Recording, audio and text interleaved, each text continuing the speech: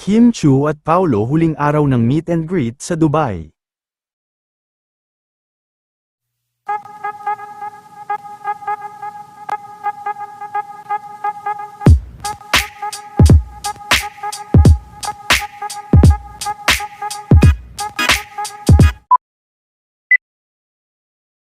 Matapos ang unang araw kahapon ng kanilang pag-iikot sa mga public screening sa Dubai, ay ikalawang araw na nga ngayon nila Kim Chu at Paolo Avellino ng kanilang pagbisita at meet and greet sa Dubai.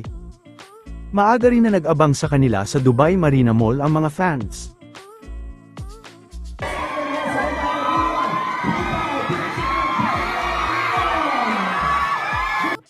Ngayong araw din ang huling araw ng meet and greet ng dalawa sa Dubai.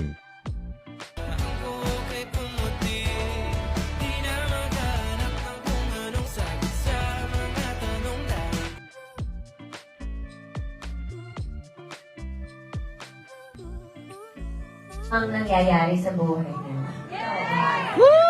Sa akin lang, in general, yung pelikula, well, alam niyo naman, I don't usually do rom-coms. Very rare do I do rom-coms. So, it's very refreshing for me to do a rom-com, something light.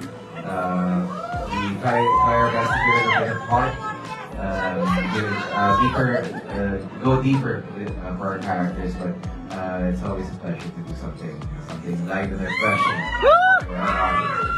And we thank you guys. Maraming salamat. Diba? Unang-una sa paglaan ng oras.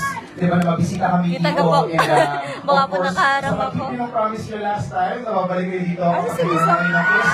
Pinito kami nyo together. And paglalaan ng oras ngayong araw na to, alam namin sobrang busy nyo.